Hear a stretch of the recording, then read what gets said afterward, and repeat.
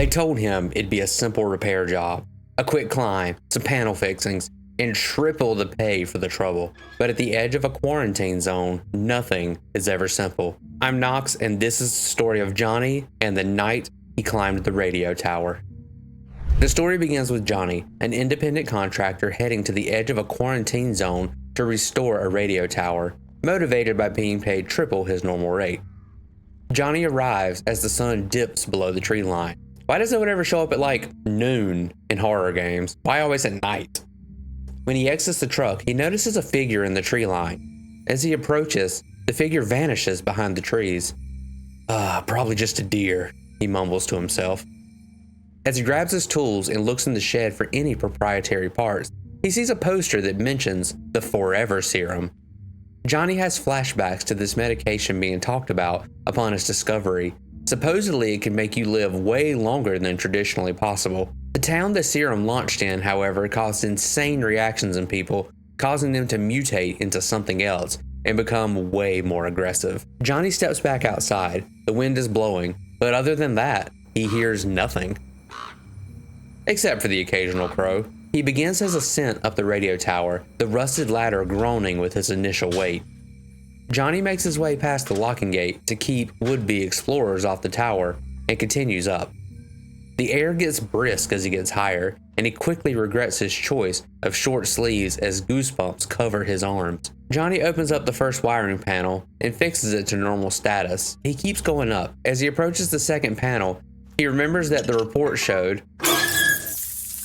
that almost every panel had an error on this tower. Johnny catches his breath. He repairs this panel and continues upward. The quarantine city starts to come into view over the cliffs above where the tower is seated. It's almost a nice view, except for the fact that, it's quarantined as mutants take over the entire city. As Johnny approaches the next safety gate, he swears he saw something on it. "Damn birds out here trying to give me a heart attack," he says aloud. He climbs a little higher and then feels the tower shaking beneath his hands. A terrifying screech fills the empty air. Johnny looks down to see one of the creatures from the city climbing up the tower. "They're out here!" he screams to himself as he starts climbing faster. Johnny knows he needs to knock the creature off somehow, or it will kill him.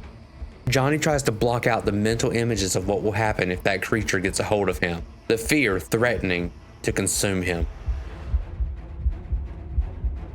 Adrenaline pumps its way through Johnny's body, his heartbeat pounding in his ears.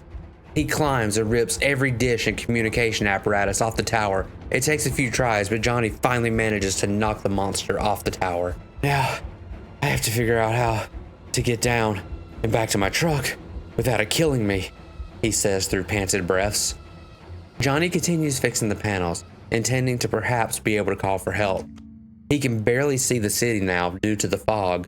Or is that smoke? As the wind changes and the thick clouds lift into the sky, he can see the city covered in flames, the quarantined city undergoing pure chaos at this point. Johnny doesn't know what to do except just climb to the top.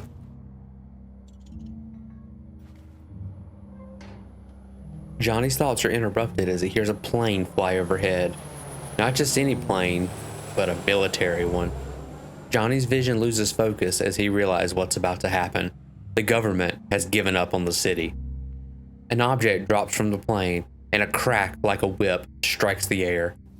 An explosion rips up from the ground. Johnny closes his eyes when the shockwave blows from the center. His grip on the tower railing is no match for its destructive force as he is flung from its safety.